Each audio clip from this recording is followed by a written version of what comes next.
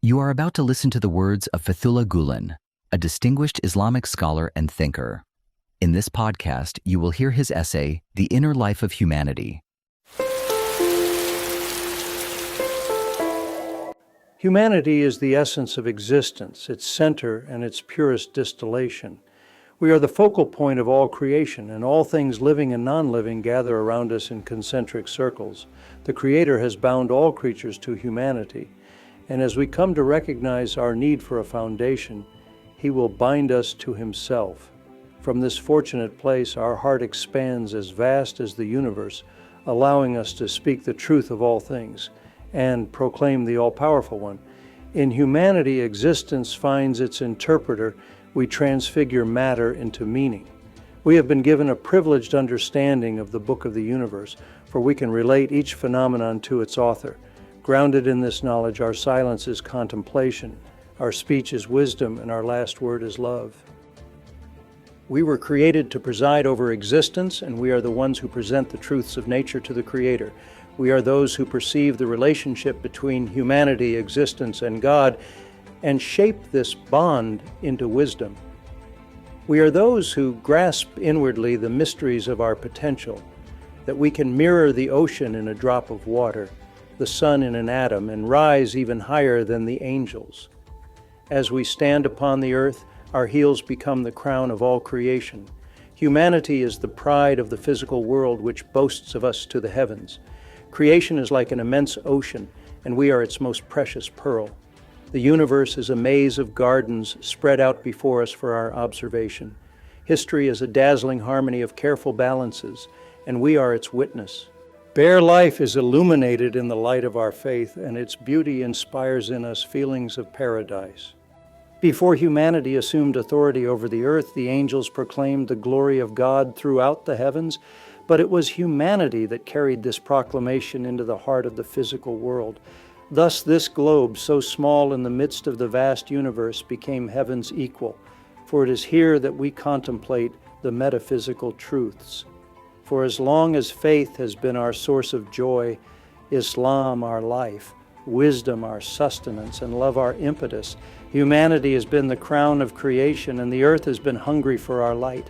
God bestowed this position to us out of His special favor. Humanity has been honored as the nightingale of the world, the most precious rose in this garden of unsurpassed beauties, which is yet only a shadow of the garden of paradise.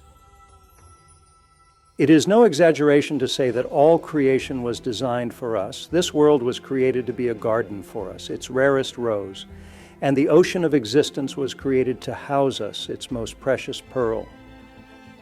The whole of existence depends upon humanity. It is for us, it is voiced by us, and it is at our command. So we must depend on the Creator who put this existence into our service. This interdependence reveals the purpose of all creation, to provide a context in which humanity can serve God. The needs of humanity are great. They extend to eternity. For we were created for eternity, and we are the candidates of eternal life. Our wishes and demands are boundless, and our expectations are infinite. Even if we were given the entire world, our appetite would not be satisfied, nor would our ambition be stilled. Humanity always longs, knowingly or not, for the infinite, and we expect an eternal home. Anyone whose heart is receptive to truth will hope to see paradise and its supreme Creator, the most beautiful of the beautiful. Anyone who sees the truth manifest in the appearance of the world, who is aware of humanity's place within the universe, is already traveling toward eternity. He will value himself and respect his Lord, but whoever is unaware of his place in existence cannot these things. Such a person cannot be said to know the Lord in a real sense, much less show Him respect. And this relationship of respect is the truth of humanity. Without it, we, who were made to be loftier than the angels, may sink to depths beneath the most miserable creatures. Faith is the name for this relationship between God and an individual, and this faith can make every person into a sultan, as Nursey puts it. But unbelief, or the lack of such a relationship, corrodes the human temperament and alienates us from our essence. Societies composed of such miserable individuals will suffer greatly from the vices of hatred, rage, lust, greed, deceit, hypocrisy, jealousy, deception, and conspiracy. Their people will be like wolves to each other, and those who succumb to such habits cannot be a society in the true sense of the term. They are simply an unthinking mob. Diogenes of Sinope warned against such mobs when he walked the daytime streets with a lamp, searching for human beings.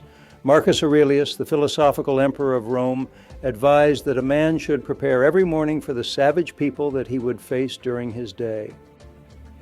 Rabia al-Adawiyya, the great female Sufi of the 8th century, was even more harsh. She often saw the people around her in the form of foxes, wolves, and other predators. These wise persons do not condemn their peers by speaking in this way. They simply depict the misery of those in whom a lack of inwardness has led to an imbalance in human virtue. If we do not conform our appearance with the purpose of our creation, or check our character with regard to our appearance, if we do not strive to eliminate inconsistencies between these two levels, then we too will be perceived as the wolves described above. We often come across people whose visage is well kept, but whose inner life is in disarray. A writer compares them to buildings with two different facades. The front is clean and splendid, but the back is shabby and disgusting. We value the front side, but detest the back. The same is true for many people. It would be a mistake to judge them according to a single aspect. We often glorify people whom we later discern to be wicked. In reality, those whom we judge as good may have many negative qualities, and those whom we judge as bad may have many positive qualities. We should strive to see others as they truly are, appreciating what is good in them and helping to improve what is not. As human beings, we are the outcome of our attributes, and we behave according to our dominant characteristics. Sometimes we are like Joseph, with his faces shining like the moon. We illuminate prisons and render them pathways to heaven. Yet sometimes we are monsters who will eat our own brothers. Sometimes we are so angelic that even spiritual beings admire us, and sometimes so corrupt that even devils are ashamed of us. Rumi says, sometimes angels envy our purity and courtesy, and sometimes devils tremble from our arrogance. These two poles of humanity may be distant, but they are interrelated. The human being is heavenly at times, as glorious and immense as the sky, but we can also fall so low that it seems even snakes and scorpions would be preferable. Humanity is such a mixture that our merits often stand beside our disgraces. Though we carry countless beauties within, we remain vulnerable to innumerable evils. On the one hand, faith, wisdom, love, and spiritual pleasures are as close to us as our heart. Loving our fellows, embracing everyone, pursuing goodness and living for others, responding to misdeeds with favors and celebrating love, fighting enmity, these are as warm to us as our own breath. Yet on the other hand, dark emotions, greed, rage, hatred, lust, slander, deceit, hypocrisy, intrigue, selfishness, cowardice, and ambition lie in wait to ambush us. The merits of humanity more than qualify us to stand preeminent among creation, but we repeatedly succumb to our basest passions. Such missteps may seem to be the evidence of our freedom, but they actually reveal to us our miserable slavery. Humanity is free only insofar as we are victors in the inner struggle of virtue, designated the greater struggle in the language of Islam.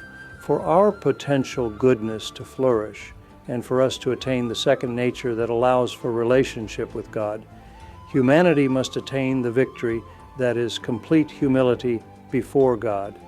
Whoever lacks the introspection to perceive both the vastness of our spirit and the emptiness of our nature will be unable to rise to a new day or advance in their inner life. Despite their talk of progress, they will slide backwards. Such souls cannot free themselves from the weight of their egos. They live and die as captives, unaware of their condition. They are trapped in a pitiable enslavement to their corporeal forms, but they are still free to love and admire those who have nurtured their humanity. And these fortunate ones can show them compassion by helping them to escape this captivity. Such an attitude reflects love for those whom God created noble. It is in itself an expression of divine compassion. Surely all humanity was created to be loved.